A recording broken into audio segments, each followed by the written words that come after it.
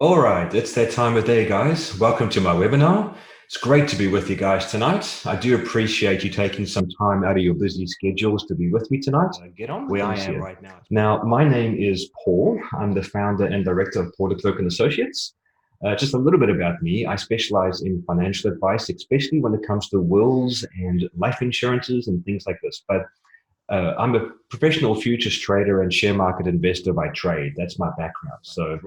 So we'll see how that goes. Now, I've also just put at the bottom here, you might want to note this down, my contact information. I tend to get that a lot when I run these webinars, people consistently asking what my details are. You've got my cell number, my email address, and my website written down there. So if you want to write that down on a piece of paper, keep it handy. Or if you want to flick me an email, look at my website. I'm happy to help anytime. Right. Now, so moving on. Now, 99% of my clients out there, the ones that I meet, they fall into a very specific category. Number one, most of them, they would tend to be from South Africa, now on a work permit or residency, or have some right to remain here. Most people, they don't have really big debts such as a big mortgage or something like that. At least one of the people in the family will be an income earner. And lastly, most people out there have dependent children. So that might describe you tonight. And if that's the case, you're the ones that I would really like to talk to. I'm focusing on you guys tonight. Moving on. Why have a New Zealand will? Number one, a will is a legal record of your wishes, and it ensures that your assets are distributed as you want them to be when you die. Right? It's a very important thing. And it's not a complex thing. It's quite simple. It's common sense, but it's important information to know. Now, for most migrants, their biggest asset they leave behind for the family when they die is their life insurance, right? So it's not really people trying to leave a lot of other things in their estate behind. They're trying to make sure that the family's going to get looked after. But, you know, your death is a very emotional trauma for the family. But dying without a will and without the life insurance funding the will, that just tends to compound the trauma that's already there. It results in a lot of extra uncertainty for the family. And it can also result in very unnecessary extra cost in administering your estate if you don't have a will. Right? Now, without a will, the major question becomes who's going to administer your estate? And number two, who is going to be the guardian of your children? That is why most South African migrants out there who don't have big assets, but they have children to look after, a spouse to look after, those are the big things that they're trying to address with their will, the reason to do a New Zealand will. Now, a frequently asked question, is my South African will valid in New Zealand? And the answer is no. We live in a different jurisdiction with a very different country with different laws. So your South African will can deal with your South African assets you might still have in South Africa, like property and your retirement annuities and all those sorts of things. But your New Zealand life and your New Zealand estate and your children that are now here and all of these sorts of things, that will be handled by a New Zealand will according to the New Zealand set. Now, your will is a very simple one-page document that essentially just needs to say four things. It needs to answer four questions. Number one, do you want to be cremated or buried? And most people just say cremated, just because it's cheaper and quicker and easier. Number two, who's going to get all of your money that you're leaving behind? Right? That is the beneficiaries. Now, most husbands and wives or partners would leave money to each other. And if both of us were to die, then the children need to get all the squillions, or at least we need to get money into the hands of the guardians to raise the children. And that brings up point number three. Who is going to be the guardians, the ones that are going to be looking after your kids and raising them for you? That is a very big one, but a tricky one for some migrants. I'll come back to that in a second. And number four, who is going to be the executor of the estate? The person that makes sure that everything that is stated inside of the will happens, right? That is what the executor does. They just make sure that what is stated in your will be executed. So pretty simple so far. But I want to come back to the issue of guardians for the children, because this is a tricky one for most of us migrants. The issue is, who's going to look after your children after you die, right? Now, remember, if you're here in New Zealand, but you don't have residency yet, then your children, they don't have residency either. And the problematic thing is that if you died without residency and they don't have it, then they may have to return to their home country if you as the primary applicant dies. And most people don't know that. All right. So I suggest speak to your immigration advisor, speak to your immigration lawyer about that contingency. If that were to happen, what sort of things can you do for your children? Because what I've seen in the past is that the family needs to return back to South Africa, right? Which is not a good scenario. But the problem is then, we can't really appoint family or friends down the road in New Zealand if the child cannot remain in New Zealand. It becomes problematic. Now, guardians, they must be at least 20 years old. It can't be younger than 20. And the issue now becomes, though, is that asking someone to raise your children for you, that's one thing. Be the guardian of my child and raise my child, please. But it's important to try to consider to make financial provision available to them, because, the guardian income, it only goes so far. And they might have children of their own to provide for as well. So we don't want their income to spread too thin when it comes to these things. Now, bonus question. Can the guardian that you appoint, can they be outside of New Zealand? And yes, it can be anyone, anywhere in the world. Just make sure that wherever you appoint the guardian, that your child has the right to be in that country. So, for example, a lot of people ask me, can my child go to Australia? Well, does your child have the right to be in Australia? Is now the question. Just as important is, who is the executor? Now, executors are the people who carry out your wishes. They distribute your estate according to the people stated inside of your will. They dish out the monies, right? Now, the executor, they are responsible for, number one, disposing of your body. They need to prove the will as well to secure authority to administer your estate. They need to pay out all of your debts and make sure your debts get paid. And then they need to distribute your estate to those stated in your will. So it's a pretty big job. It's not something that is a very pleasant job. So usually a family member, such as a spouse or some trusted friend, is chosen for this role. However, I always recommend appointing some professional to be your executor, or to at least act with your spouse or your friend jointly, because it's a very emotional role, and it can be tricky as well. And it's somebody there that can hold their hand during this very traumatic time. So, as people know, I use Perpetual Guardian to draft wills for my clients. So appointing them as the professional executor is a very good idea. And bonus question now. Are there any charges to administer an estate? Because very few people know that, yes, there is always a charge to administer your estate. Now, if you have a will, the average charge out there in New Zealand tends to be anything between $12,000 or $10,000, right? That's without a will. That is with a will. If you don't have a will, it gets a lot more trickier and a lot more expensive than that. Now, I just want to talk about putting money into your will for the sake of raising your children, that they're going to be okay without you. Now, that involves life insurance. For most people, it becomes the easiest and most cost-effective way to do this. But people don't buy insurance because they die. I always say the problem is that your income is the thing that dies. And it's your income that over your working life that the family is going to miss out on. The sort of thing that pays for the food and the fuel and the rent and everything. So just in terms of a little framework, a lot of people ask me, well, how much life insurance is enough? All right. Well, number one, that's very dependent on your budget. So I've got a trick to show you here to save you a lot of money on that. But number two, I have a framework for you. What I like to work out is how much are you worth, right, to the family? How much money will you bring in during your working life? Because if you died, that is the money that will suddenly disappear, right? And it's pretty easy to figure out. Most people, you go buy a car out there and you want to insure your car. The first thing they're going to ask you is, well, what's your car worth? Now, I'm going to use me as an example here quickly. I'm 40 years old, and let's just assume I earn something like maybe $75,000 a year. So what this means is that I will have about 25 years worth of working life left in me, earning $75,000 a year. Then roughly I might be worth close to $1.9 million. That is now the gross figure. And it helps to give you a framework as to what the family could potentially miss out on. Now, some assumptions. Number one, I'm assuming that the $75,000 never increases, which will just be sad.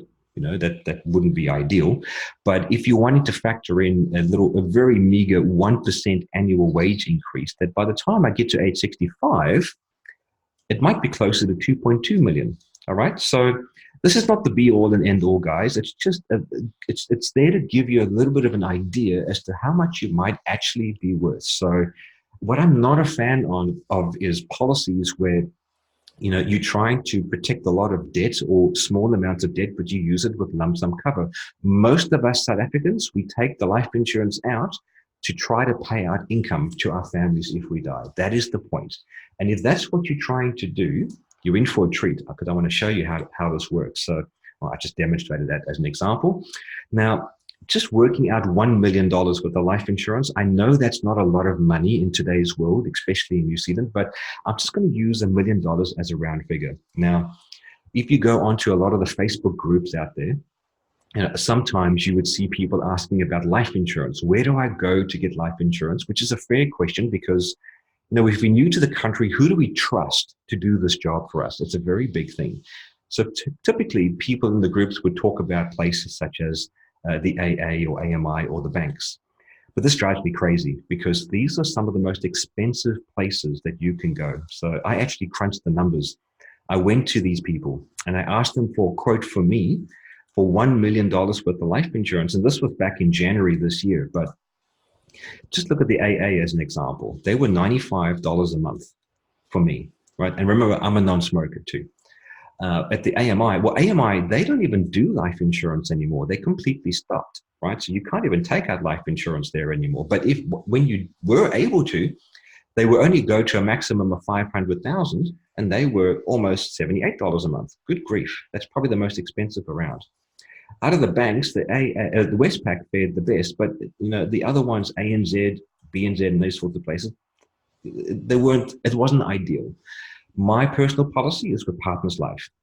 For the same amount of money, $1 million, $58 a month for me to get a life insurance policy at Partners Life. Now that raises the question, is how in the blazes can I get something as cheap as that when the other ones are nowhere close? And that is what I want to demonstrate, because there is a trick to how to do this. I want to demonstrate to you guys how to structure that thing properly, and I'm going to do it live in front of you right now. I just want to call up the software. I like doing it live in front of people, because then I'm not fudging anything. Now, the reason why I'm talking about Partners Life, you might have seen their television adverts lately, is just because you can do things at Partners Life that you cannot do literally anywhere else. So what I'm about to show you is something that you cannot see or you cannot do at any other insurance company. So I hope that they keep on doing it for a long time. They could stop it at any moment, I guess. But once you have it, you have it. Now, let's use me as an example. I am Mr. Paul, last name de Klerk, date of birth. I am a Christmas Eve baby, so I'm 40 years old. I do not smoke cigarettes, thank goodness. And I'm an insurance guy, and I'm a principal. I own the company, and I work more than 25 hours a week. Now, let's just work out a straight round $1 million in the normal sense that most people do it. They would go for these lump sum policies. Let's just say $1 million worth of lump sum.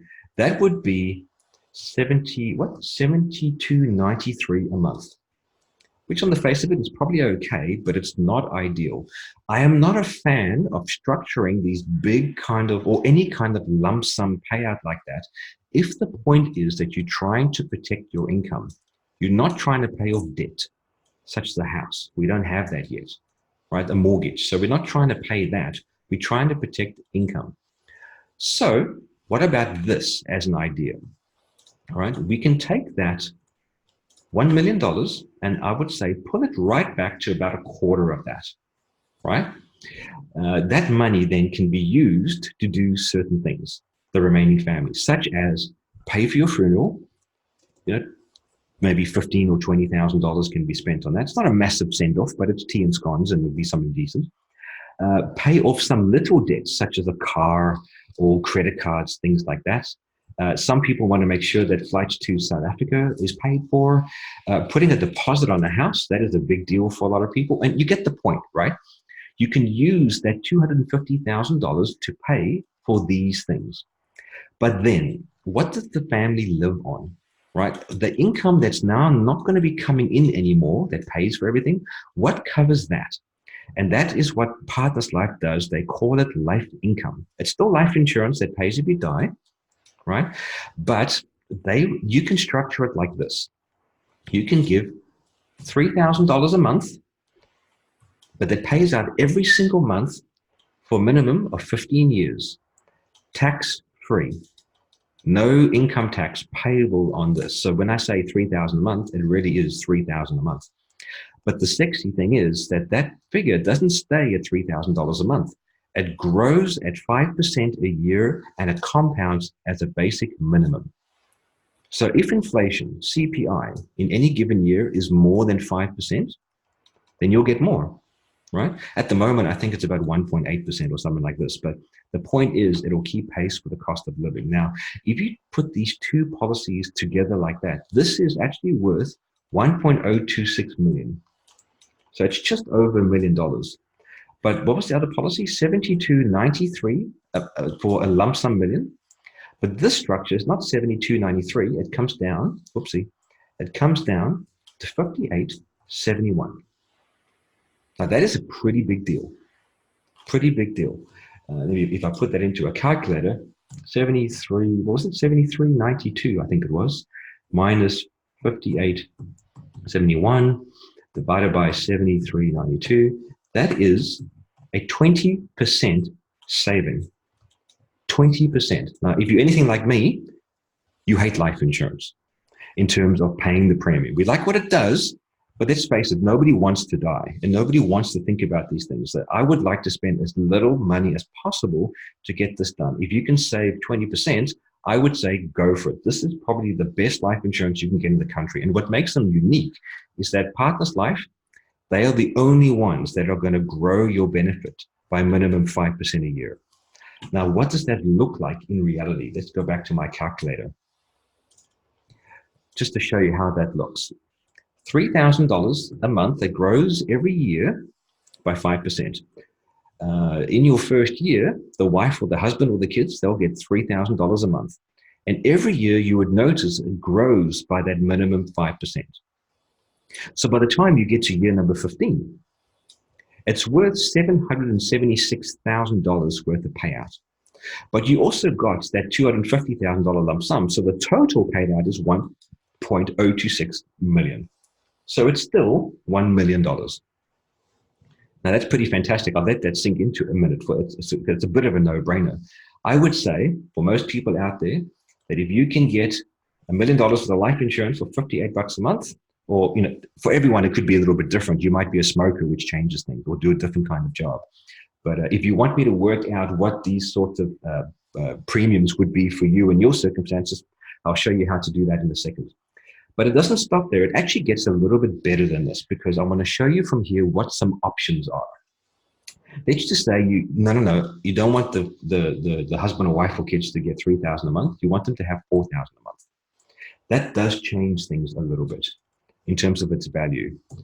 $4,000 a month, tax-free, over 15 years, the policy now becomes worth almost just shy of 1.3 million. So you've increased it roughly about 30%, the benefit, right? So it's 30% more protection for the family, but it's still not going to cost you the $73.92 a month or $91 a month, whatever it was for the lump sum million. It's still cheaper, but you've increased your benefit. It's a very sexy way to do that. Another thing, you don't need to keep it at 15 years either. You do have some choices. Let's just say you want to make it 20 years worth of payments. That will have a staggering effect on the compounding interest. Tell your brokers this, right, when you speak with them. 15 years, the policy will be worth 1.285 million. Increasing it to 20 years makes it worth 1.8 million. That is an extra $500,000 worth of protection for your family, worth of money that will go into your will so that the kids can be able to get their money every single month so they can go to school. Basically, they can go to any university in the world and they'll come out with a degree. They'll be set for life. right? So it's a pretty sweet deal. 1.8 million, what will that cost? Let's put that there. That is $80 a month. So that is, what was the other one? 72. It's about $8 a month extra than the $1 million worth of life insurance would have cost you. A lump sum million would have been about 73.91. I'm talking from memory now. Would have been 73.91. But with this structure, the policy is worth $1.8 million and it's costing you only $8 more. Oh, even less, sorry, $7 more, around there. I hope that this makes sense. And it helps to just ring some bells there in terms of what is possible. Now, if you have any questions out there about this, I'm always around. All right. But I wanted you guys to see, number one, how to do the wills, and number two, how to fund the will. Now, the question becomes, where do I actually get these wills done? Right. I want to show you here quickly. Let me bring up the website. They are called myfootprint.co.nz. These are the people that I use to do it. Now, they are a division of Perpetual Guardian. And Perpetual Guardian is over 130 years old, right? They are always here in perpetuity.